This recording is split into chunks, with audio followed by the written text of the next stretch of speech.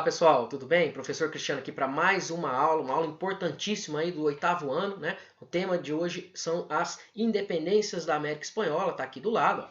É importante porque essa aula vai ser a base para as nossas próximas 3 semanas, tá? Então, o material do PET 3, né? A semana 2, a semana 3 e a semana 4 vão ser baseados na matéria que nós vamos ver aqui nessa aula, tá? Porque nós vamos falar da independência da América Espanhola e de vários países que vão se formar, né? O México, a Argentina, o Peru, a Venezuela, né? O próprio Uruguai, vários países que vão se formar aqui na região. Né? Na aula passada nós já vimos a independência do Haiti, né? Que foi um movimento importante, um movimento liderado por lideranças escravas ali, né? Mas aqui no restante da América Espanhola, né? O Haiti foi colonizado pelos franceses, né? Foi luta contra os franceses, por isso que ele foi à parte. O restante da América era espanhola, exceto o Brasil, né? Que era dominado, que era colonizado pelos portugueses. Na América Espanhola a gente vai ter movimentos de independência, todos aí no século XIX, tá? Com lideranças, alguns são movimentos populares, vão ter revoltas também, né? Que não conseguiram chegar à independência, mas as independências vão ser lideradas aí principalmente por elites crioulas. Nós vamos falar um pouquinho sobre isso tudo, então vamos começar a nossa aula sem demora. Vamos lá. O tema está aqui, Independência da América Espanhola, tá? Tema, então, como eu falei para vocês, da semana 2, semana 3 e semana 4 do nosso PET, tá? Vai ser só essa aula para essas semanas todas, então vocês vão ter que voltar nessa aula aí várias vezes, tá?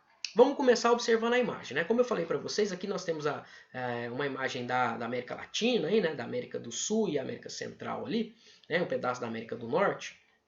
E nós temos aqui o território que era colônia portuguesa, né, que é o Brasil, mas no restante da América aí nós temos territórios que eram colônias da Espanha, né? A Espanha, o governo dividiu esse território aí em vários vice-reinos, né? O vice-reino do Prata, aqui na região da Argentina, do Uruguai, do Paraguai, o vice-reino da Nova Espanha, na região lá do México, né? Descendo ali um pouco para a América Central. Tivemos também o vice-reino de Nova Granada, o vice-reino do Peru, né, aqui na região mais da América do Sul. Tá? Todo esse território, depois da independência, ele vai se fragmentar, como vocês podem perceber. Né? O Brasil não, o Brasil depois da independência, ele conseguiu manter a unidade territorial, né, da colônia ali, até vai expandir mais esse território. Mas a América Espanhola, conforme nós podemos observar nesses mapas, ela vai dar origem a vários paizinhos, né? Que são vários movimentos de independência, por isso o plural, né? Independências da América Espanhola, porque elas vão acontecer em momentos diferentes aí. Algumas vão ter uma mesma liderança, né? Conforme nós vamos ver nessa aula, mas o resultado final aí das independências da América Espanhola é essa fragmentação do território. Então, observando o mapa aí, nós podemos perceber essa fragmentação, né? Surgem várias repúblicas ali, vários países, alguns vão ser monarquias também, mas a maioria deles repúblicas, né? Que vão surgir aí neste processo de independência, tá? Vamos continuar então. Falando das influências, o que vai influenciar esses movimentos de independência por toda a América Espanhola, né? Alguns fatores externos, né? Por exemplo, a influência do iluminismo. Nós já estudamos aí os ideais iluministas, né? Que pregavam aquele ideal de liberdade, o ideal de igualdade, né? Todas aquelas ideias dos filósofos iluministas vão influenciar movimentos no mundo todo. A própria Revolução Francesa, que nós já estudamos, né? A independência dos Estados Unidos, a independência do Haiti, que foi o tema da nossa última aula, todos eles vão ter influências aí e vão influenciar uns aos outros. Né? Então essas independências que eu citei, independência dos Estados Unidos e independência do Haiti, também vão ser influências para o movimento, para a luta dos habitantes aqui das colônias espanholas, né? Em busca da sua independência, da sua liberdade. Tá? A Revolução Francesa e a Revolução Industrial também, aí, né, ponto 3 ali, também vão ser influências aí, né? A Revolução Industrial, por quê? Porque ela vai dar, a Inglaterra, né, vai ter o interesse de que se formem pequenos países ali livres da dominação colonial, né, que possam estabelecer relações comerciais com eles. Por que pequenos países? Porque se formassem nações grandiosas, né, o território de dominação espanhola aqui na América era gigantesco, ia se tornar uma grande potência, um grande país que poderia enfrentar a Inglaterra aí, né, no processo de concorrência pelo mercado, né, pela busca de mercado. Então, a própria Revolução Industrial, então, vai influenciar, que a Inglaterra vai auxiliar, aí, vai incentivar aí, esses movimentos e vai fazer com que vai torcer aí, né, para que não se forme um grande império, que os países se fragmentem, que o território se fragmente, né, e se formem países menores, né, que não possam concorrer com ela. Tá? Outra coisa importante acontece no final da Revolução Francesa. Lá na França, na Europa, né, no fim da Revolução Francesa, nós vimos na aula de Revolução Francesa que o Napoleão Bonaparte, né, que era um militar, ele começa a ganhar cada vez mais importância e aí depois ele assume, né, ele dá o golpe de 18 Brumário e ele assume o poder na França, iniciando o período napoleônico. Nesse período, ele vai tentar expandir o território da França, a França vai se tornar um grande império, né, e ele vai entrar em choque ali com a Inglaterra. Né. Ele tenta invadir a Inglaterra, dominar a Inglaterra, não consegue, a Inglaterra é uma ilha, né, então ele não consegue militarmente invadir a Inglaterra, os navios de guerra ali da Inglaterra conseguem resistir a essa invasão. E aí o Napoleão fala o seguinte: já que eu não consigo vencer eles pela guerra, eu vou vencê-los pela economia. E aí ele fala, proíbe todos os países da Europa de fazer negócios, de comercializar com a Inglaterra, né? O chamado bloqueio continental. Napoleão Bonaparte proíbe os países da Europa de fazer negócios, estabelecer relações comerciais com a Inglaterra. E ele fala assim, ó, os países que não obedecerem o bloqueio continental serão invadidos. Vai ser o caso de Portugal e vai ser o caso da Espanha também, né?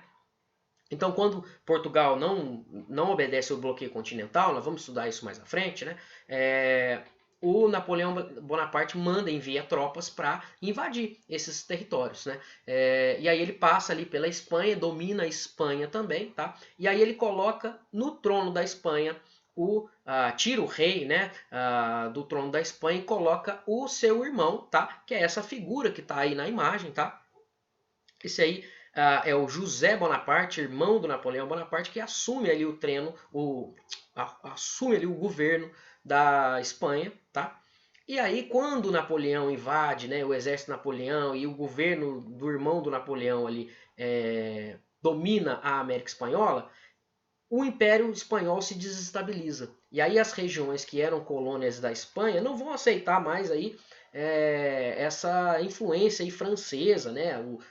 Afinal, a França estava dominando o território espanhol. E aí isso aí vai romper com o domínio da metrópole nas colônias, e aí as colônias vão iniciar um movimento de independência, né? Os vários movimentos de independência. Então, ó, a presença francesa, o domínio francês, né? E a presença do José Bonaparte no governo ali da França, no governo da Espanha, desculpem, dominando a região da Espanha, vai ser uma influência aí para o movimento, tá? Para os movimentos de independência. Influências internas, né? As próprias colônias elas estavam se desenvolvendo, né? Mas existia uma regra, né, chamada de pacto colonial, que obrigava as colônias a fazer negócios apenas com a metrópole, no caso a Espanha, né? E aí esses caras já não estavam gostando. As elites locais que foram surgindo não estavam interessadas aí em manter esse comércio apenas com a metrópole, apenas com a Espanha, ainda mais depois que ela foi invadida lá pelas tropas napoleônicas. Né? Então eles queriam estabelecer relações comerciais com outros países, né? Com outros reinos, etc. Tá? As elites locais, né, chamadas de crioulas, nós vamos falar um pouquinho da divisão social mais à frente, mas as elites crioulas elas vão querer aí também dominar, né, comandar a política local, porque isso estava na mão dos espanhóis, que eram chamados os chapetones. Nós vamos falar disso daqui a pouquinho, tá? Vocês vão entender melhor. Outra coisa são os grupos sociais mais baixos, né? Teve lá a revolta dos escravos no Haiti, né? Contra a escravidão, pelo fim da escravidão, eles conseguiram a independência e tal. Os grupos excluídos, né? E aí nós vamos falar da divisão social do Império Espanhol aqui, né? Da América Espanhola. Eles queriam, então, lutar contra a escravidão, contra a exploração, né, sobre esse domínio aí que as elites tinham aqui. Por quê? Porque a sociedade aqui na América Espanhola estava dividida dessa forma aí que vocês podem ver nessa imagem, tá? Nós tínhamos lá em cima de todos os chapetones, né, o grupo chamado de chapetones. Quando eu falar de chapetones, são quem? São os espanhóis, tá? Os espanhóis saídos da Espanha que vieram viver aqui e colonizar a América, tá? A região da América Espanhola como um todo. Esses grupos aí, né, eles eram brancos espanhóis, nascidos na Espanha, tá? E eles ocupavam os principais cargos da administração, né? Os cargos que tinham ligação lá com a Espanha e tal. Vice-rei, né? Os principais cargos, a elite local, a elite imperial aí estava ali, né? Os crioulos eram os filhos deles, então os descendentes dos espanhóis não nascidos na Espanha, nascidos aqui na América, tá? Então, filhos dos espanhóis, brancos também, tá? Os filhos dos espanhóis eram chamados de crioulos, tá? É uma elite crioula, uma elite local nascida aqui, filhos dos colonizadores espanhóis, tá? São chamados aí em crioulos, essa palavrinha em espanhol aí, tá? E eles ocupavam os principais cargos, eles formavam uma elite local, tá? Então os principais cargos nos cabildos, os cabildos era como se fossem as prefeituras, né, que nós temos na América Espanhola, nós tínhamos as câmaras municipais, na América Portuguesa nós tínhamos as câmaras municipais. Na América Espanhola chamava cabildos, tá? Era um grupo que reunia a elite local para tratar dos assuntos internos ali, tá? Quem ocupavam esses cargos eram os crioulos, tá? Eles eram grandes fazendeiros também, né? Mineradores, grandes comerciantes, tá? Então, os chapetones e os crioulos eram as elites. Abaixo deles tinha quem? Tinha os mestiços. Os mestiços eram o quê? Era uma mistura, filho dos chapetones ou dos crioulos com os nativos aqui da América, com os indígenas, tá? Então, a mistura dos dois formava o grupo que nós chamamos de mestiços ali, o terceiro, o que está no meio ali dessa pirâmide aqui do lado, tá? Aqui, ó, né? O terceiro grupo ali são os mestiços, que eram filhos dos brancos espanhóis ou dos crioulos com os indígenas locais. Abaixo deles tínhamos os indígenas, né? Os indígenas descendentes lá das populações que viviam aqui na América antes lá da chegada dos espanhóis, né? Então, os povos aqui na América do Sul, né, os povos descendentes lá dos povos incas, né, os astecas lá na região do México, os descendentes dos povos indígenas naturais aqui da América vão dar origem aí a esse grupo, né, o grupo dos indígenas. E eles ocupavam ali o cargo quase que o mais baixo de todos, tá? Então eles eram explorados ali pelo trabalho, e as formas de trabalho era basicamente a mita e a encomienda, tá? A mita e a encomienda eram forma de trabalho obrigatório que os espanhóis, os colonizadores e os crioulos impunham aí a esses indígenas, tá? Eles não eram escravos, tá? A escravidão não era tão grande aqui assim. Tínhamos os escravos, que é o que está abaixo lá, né? Os escravos trazidos da África, né? Os escravos africanos. Não eram a grande maioria da população, os espanhóis, né, eles utilizavam a mão de obra dos indígenas. Mas em alguns locais tinha uma presença até que bastante grande de escravos, como o caso do Haiti que nós vimos, né? A região ali das ilhas ali, né, da América Central ali, né, das Antilhas, do Caribe ali, aquela região tinha uma presença escrava maior, tá? Mas não era a maioria dos países da América, das regiões, né, da América Espanhola, tá? Então, embaixo de todos estavam os escravos trazidos da África, né, os africanos. Acima deles, né, mas também na camada mais baixa estavam os indígenas. No meio nós temos os mestiços e a elite é formada por dois grupos, os chapetones, que eram os espanhóis, e os filhos deles chamados de crioulos, tá? Esses são os grupos da América Espanhola. A gente pode ver bem isso aqui nessa pirâmide aí, né? Que demonstra bem a organização desses grupos. Vocês podem conferir na pirâmide aqui, tá bom? Bom, essa colonização, a independência, né, nem todos os movimentos tiveram sucesso, mas tivemos movimentos importantes. A revolta contra a colonização espanhola aconteceu em vários momentos, e uma revolta importante, talvez uma revolta bastante significativa, foi a revolta do Tupac Amaru, que é essa figura aí, né, pelos traços dele, vocês podem perceber que ela era representante dos indígenas, né? Ele era uma importante liderança indígena. O nome dele é José Gabriel Concorcanqui, tá? Mas ele assume o nome de Tupac Amaru. Por quê? Porque ele era descendente do último lá do último imperador dos Incas, tá? O Império Inca, antes dele ser destruído pelos espanhóis, o último imperador Inca era um cara chamado Tupac Amaru, e aí ele era descendente desse grande líder lá dos Incas, e aí ele assume o nome desse antepassado dele, né? E ele passa a ser chamado de Tupac Amaru II. Então ele é uma liderança indígena que vai lutar contra a dominação e contra a exploração que os colonos faziam com os povos indígenas. Né? Lembre que os indígenas estão lá embaixo na escala social, na pirâmide social, tá? O Tupac Amaru, primeiro, antes de fazer a revolta, ele tenta denunciar, né? Lutar por melhores condições de trabalho, né, para os indígenas, mas ele não vai ser ouvido pelas autoridades, e aí em 1780 ele inicia essa revolta. Tá? Ele organiza ali um exército de aproximadamente 50, alguns falam em 80 mil pessoas, tá? Indígenas, né, membros ali dos grupos mais mestiços também, né? Os grupos mais baixos ali da sociedade, né, na hierarquia social, que estão mais inferiores ali na sociedade da América Espanhola, eles vão se organizar pela liderança do Tupac Amaru para lutar contra o domínio espanhol. Então, qual que é o objetivo da revolta do Tupac Amaru? Observem, está em negrito ali embaixo no texto. Ó.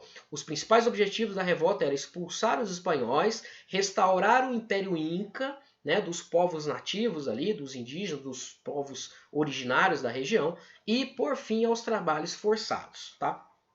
Essa revolta, como eu falei, ela vai se espalhar rapidamente, né, e vai ser uma das primeiras lutas aí contra a dominação da colonização espanhola já no século XVIII, tá? No século XVIII ainda.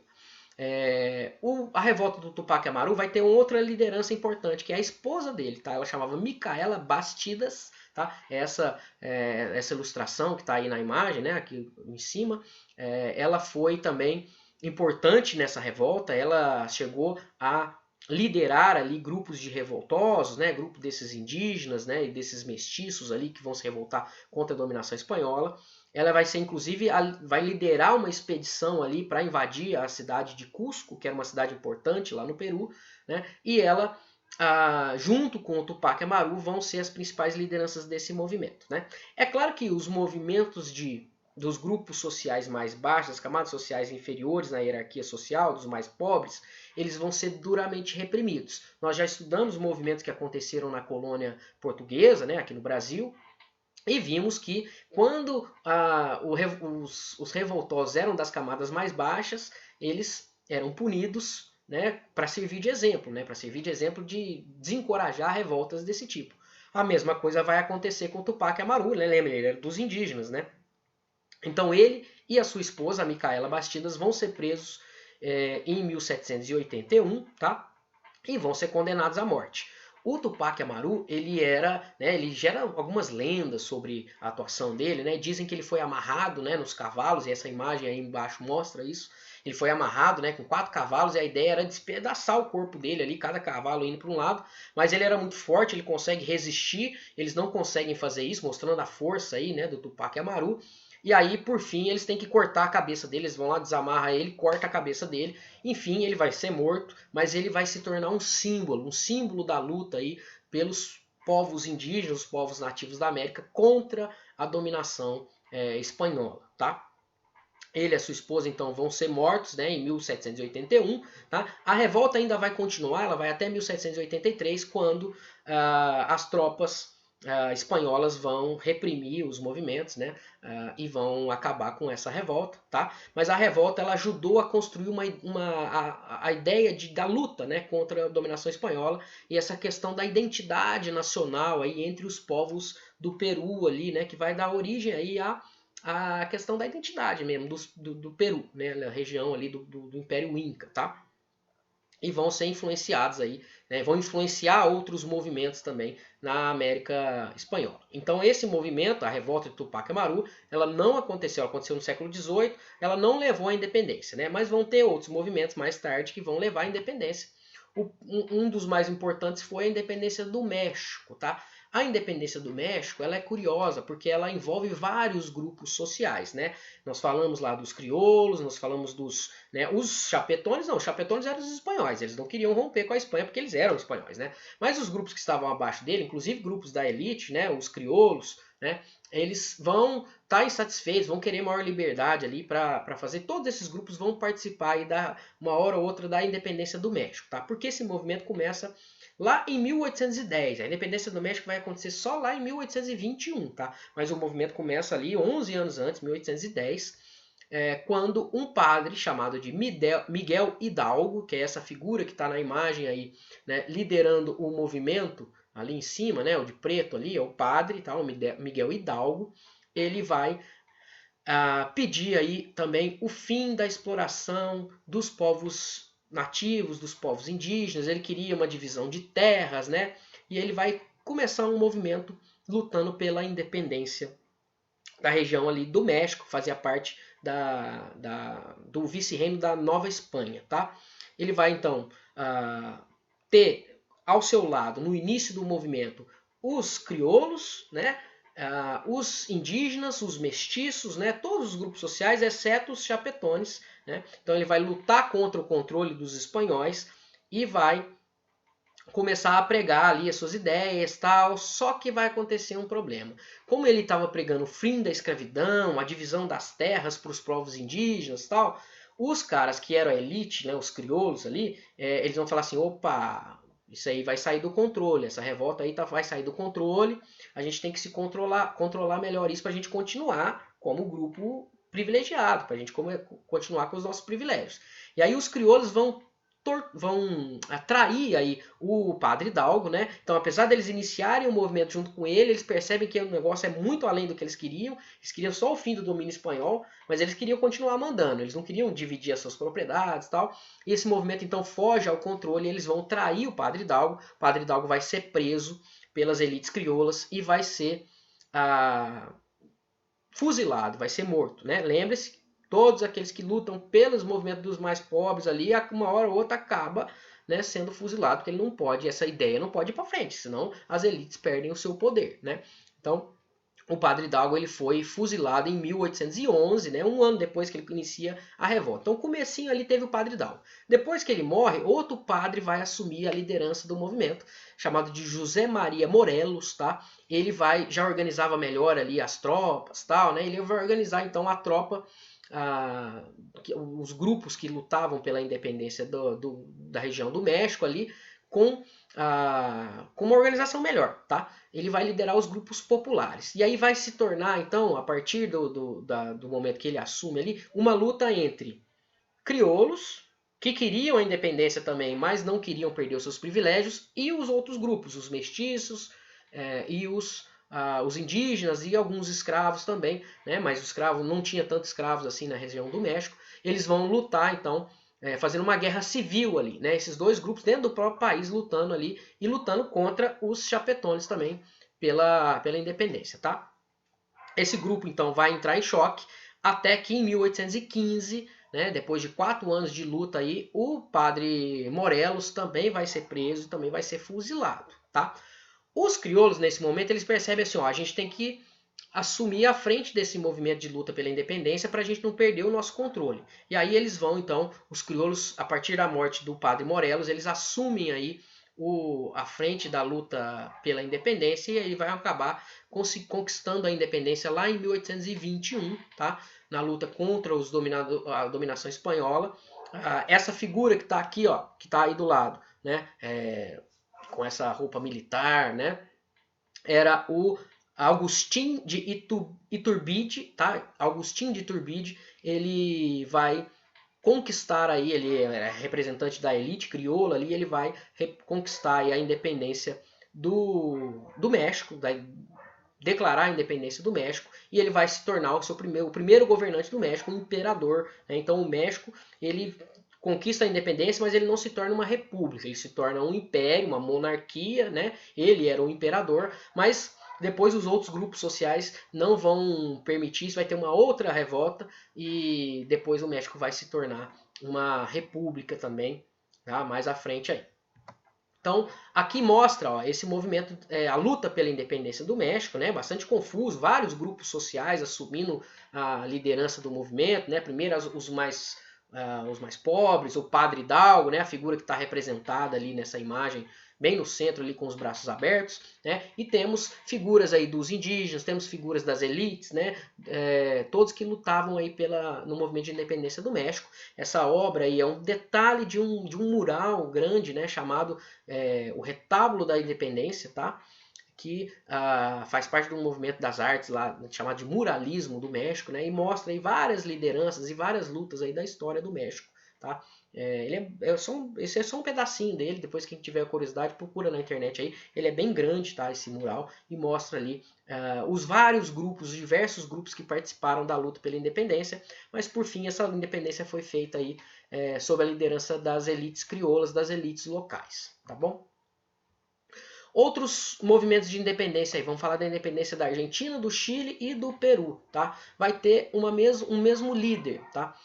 Que é o San Martín. O San Martín, junto com o Simón Bolívar, são considerados aí os grandes libertadores da América, né? Porque eles vão liderar movimentos de independência em vários países e não só num local, tá?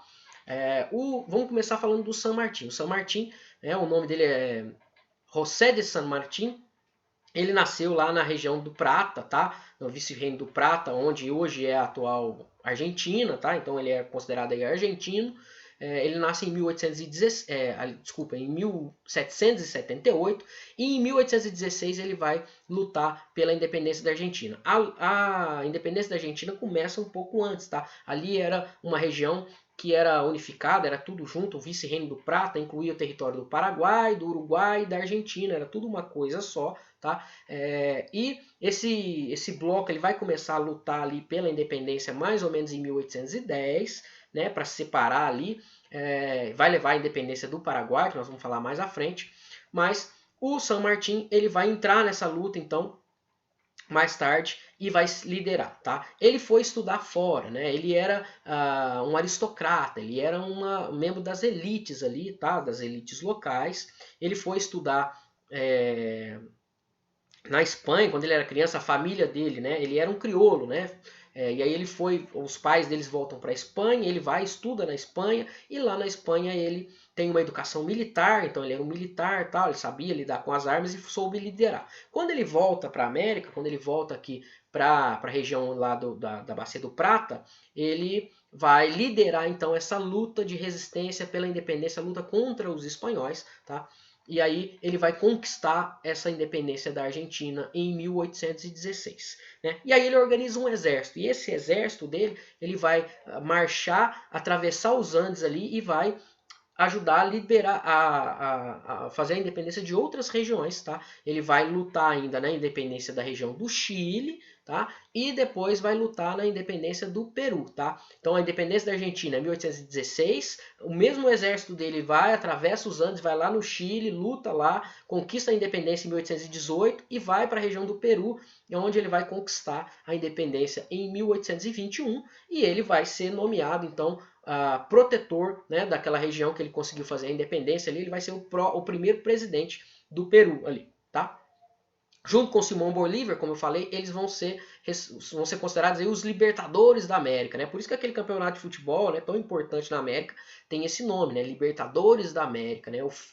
Os caras que lutaram, as lideranças que lutaram contra a colonização espanhola, principalmente o San Martín, e essa figura que está aqui ao lado, o Simão Bolívar. O Simão Bolívar vai lutar pela independência da Venezuela, da Colômbia, do Equador e da Bolívia, e até hoje ele é uma figura citada aí por políticos, né, locais da América Latina que querem aí, né, essa questão, essa visão que ele tinha, essa ideia da unidade. Eu vou explicar para vocês. Né? O Bolívar ele nasceu na região de Nova Granada, no vice-reino de Nova Granada, né, a região onde hoje é a Venezuela, tá? E aí ele também era de uma origem, tinha uma origem nobre ali, uma origem das elites, tá? Ele vai estudar na Europa, também vai ser influenciado lá pelos pensamentos iluministas, né? E quando ele volta, ele vai iniciar a luta pela independência aí, né? das regiões ali, né? Ele vai fazer a independência de vários países, né? O Bolívar, então, ele é chamado de o Libertador, né? Um dos libertadores da América. Ele vai formar um exército de crioulos, de mestiços, de negros, né? E de voluntários ali para lutar contra essa dominação espanhola, tá? Então aí já tem a elite crioula, mas tem os outros grupos também que vão lutar contra os espanhóis. E aí ele vai conquistar então a independência, esse exército vai conquistar a independência da Venezuela, tá, em 1819. Depois ele vai lutar lá na libertação da Colômbia, também em 1819, do Equador em 1822 e da Bolívia em 1825. Inclusive a Bolívia recebe esse nome por causa dele, né? O Simão Bolívar, que libertou a Bolívia ali da dominação espanhola, vai receber o nome dele, né? Bolívia, tá? Vem do Simão Bolívar. E ele então tinha uma ideia. Todas as regiões que ele liberta vão formar uma única unidade, né, chamada de Gran Colômbia, tá? Que era um território grande aí, né? E ele vai durar até 1829, né? Por pressão inglesa depois, esse território vai se fragmentar. Lembre-se que eu falei lá no início da aula que a Inglaterra não tinha interesse em formar, ela queria a independência, né, dos países da América Espanhola para poder fazer relações comerciais com eles, mas ela não tinha interesse de que se formasse uma grande nação nesse território para não concorrer com eles, né? Depois da Revolução Industrial. Então, a ideia do Simão Bolívar era justamente isso. Ele queria que a América Espanhola toda se libertasse do domínio espanhol e formasse uma só nação. Tá? Essa ideia dele é chamada de pan-americanismo, né? Que fosse uma só nação, né? Mas por fim ele não vai conseguir aí, levar à frente esse ideal dele, né? E esse sonho dele de unidade da América Espanhola vai ser chamado de bolivarismo, né? Por causa do nome dele, né? Simão Bolívar, bolivarismo. E de vez em quando a gente tem líderes aí locais que lutam, né, por uma independência aí contra a dominação dos grandes impérios da atualidade, aí os Estados Unidos, né? A Europa de um modo geral. Eles defendem essa ideia de que os povos da América Latina têm que se unir aí, né? Chamado de bolivarismo, tá? São os bolivarianos, né? Se diz dessa maneira, dessa forma aí, tá? Então, essa era a ideia dele. Ele queria que a América toda ficasse unida, tá? Por fim, vamos falar da independência do Paraguai e da independência do Uruguai, tá? A independência do Paraguai e do Uruguai é um caso à parte ali. O Paraguai, primeiro porque ele vai ser um dos primeiros países a se tornar independente, né? Quando a região da Bacia do Prata lá, né? Que era tudo junto.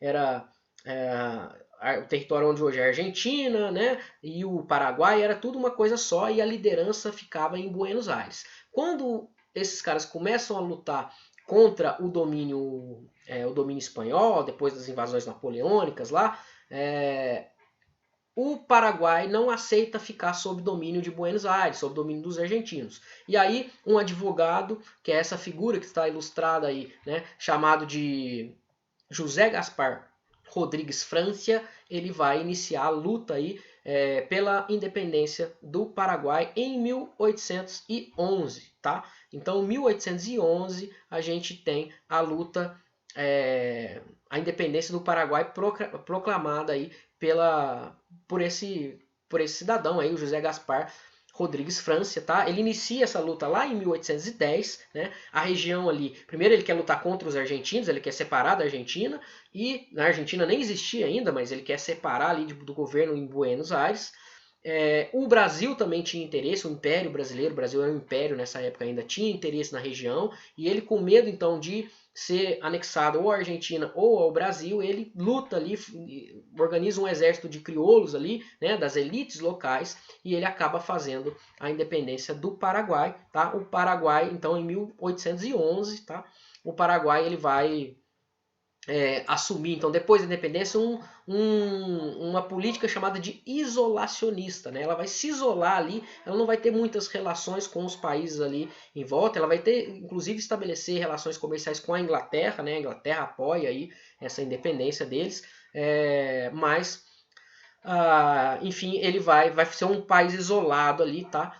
E ele vai ficar no governo, né? O Francia, ele vai ser o primeiro presidente ali do Paraguai e ele vai ficar no governo até 1840, tá? Já o Uruguai foi posterior aí, né? Foi só lá em 1825. Por quê?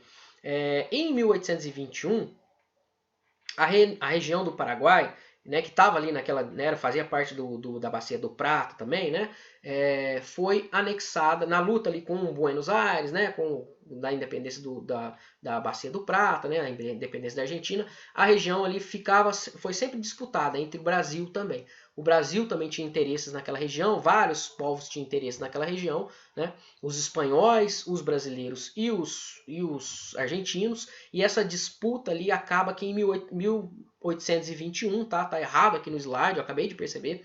O slide está 1921, mas corrija, 1821. A região foi anexada pelo Brasil e virou a província cisplatina. Então o Uruguai fez parte do Brasil de 1821 até 1825, tá? Em 1825 a gente vai ter a luta de um cara chamado de aliás, o José Artigas, né, foi o primeiro líder ali da Revolução. Ele não consegue fazer a independência do Uruguai e aí ele tem que se refugiar no Paraguai, tá? Que já tinha se tornado independente. E aí depois a luta pela independência, depois que o Brasil anexa o território do Uruguai, depois de tudo isso vai acontecer em 1825, liderada por um cara chamado Juan Antônio Lavalleja, tá? O Juan Antônio Lavalleja vai expulsar os brasileiros da região e, enfim, vai iniciar um governo no Uruguai e a política vai estar dividida entre dois grupos lá, né? Mas depois a gente fala disso, depois a gente vai falar da Guerra do Paraguai, quando vocês forem estudar a Guerra do Paraguai, né? Aí vocês vão voltar nesses tópicos aí, certo? Enfim, né? Vamos encerrar então nossa aula por aqui, mas percebam o seguinte: os movimentos de independência da América Espanhola foram vários movimentos, né? Primeiro, de cá, inscrevam-se lá no nosso canal, tá? Curte o vídeo, ativa o sininho e para a gente fechar essa aula, só lembrar que os movimentos da América Espanhola foram vários movimentos, tá? Nós tivemos revoltas antes, né? Percebam que os movimentos que foram liderados pelas camadas mais baixas aí, né, as camadas inferiores da hierarquia social, que ocupam as posições dos mais pobres, né, ou movimentos de escravos, à exceção do Haiti, eles não tiveram sucesso e os líderes foram punidos, né? Assim como aconteceu no Brasil, né? Então, quando a liderança popular, né, se a gente lembrar aí do movimento que nós estudamos da Inconfidência Mineira, né, as elites foram perdoadas, né? Foram mandadas para o degredo e tal, ninguém morreu. Quem morreu? O mais pobre, né? Que era o Tiradentes. Assim como aconteceu aqui no Brasil, né? Na Conjuração Baiana, por exemplo, nós tivemos lá os líderes populares foram todos mortos, né? Os líderes das elites, né, que eram os maçons, né, que participaram também do movimento, eles não foram punidos, não foram executados, né? Não foram mortos. Então, os movimentos contra a dominação colonial, sempre que tem uma liderança popular, geralmente acaba em morte, acaba em execução, né? E as pessoas são enforcadas ou tem seu corpo desmembrado, tem isso, né? Então nós temos que fazer essas comparações, né, dos movimentos da América Espanhola com os movimentos da América Portuguesa, com o Brasil, né? Percebam que, por fim, o território da América Espanhola vai se fragmentar em vários países, em várias repúblicas, né? O Simão Bolívar era um dos libertadores da América. Ele tinha a ideia do pan-americanismo, de se tornar tudo um país só, mas essa ideia dele não foi para frente, né, por pressões inglesas, por pressões norte-americanas, né, porque os Estados Unidos também tinham interesses aqui de dominar a América Latina. Ele fala assim, vamos evitar que se torne um grande país, porque senão eles vão ter força e a gente não vai ter condições de dominá-los, né? Então, eles apoiam a ideia de que o território se fragmente. E aí nós temos o surgimento então das várias repúblicas, né, nas datas aí, nas independências que nós vimos na aula de hoje, certo? Lembrando que essa aula é importante porque ela serve como a matéria para a semana 2, semana 3 e semana 4 do PET 3, tá? Então a gente vai voltar aí nos exercícios, nós vamos voltar para essas aulas, vocês vão ter que reassistir essa aula aí provavelmente várias vezes, porque os assuntos vão retornar, tá? Não se esqueçam de curtir o nosso vídeo, tá? Se inscrever no canal. É muito importante que vocês curtam o vídeo para a gente, né, aparecer para mais gente aí. E ativem o sininho depois que vocês se inscreverem no canal para receber sempre as notificações assim que um vídeo novo for publicado, certo? Façam as atividades do PET e até a nossa próxima aula. Um abraço.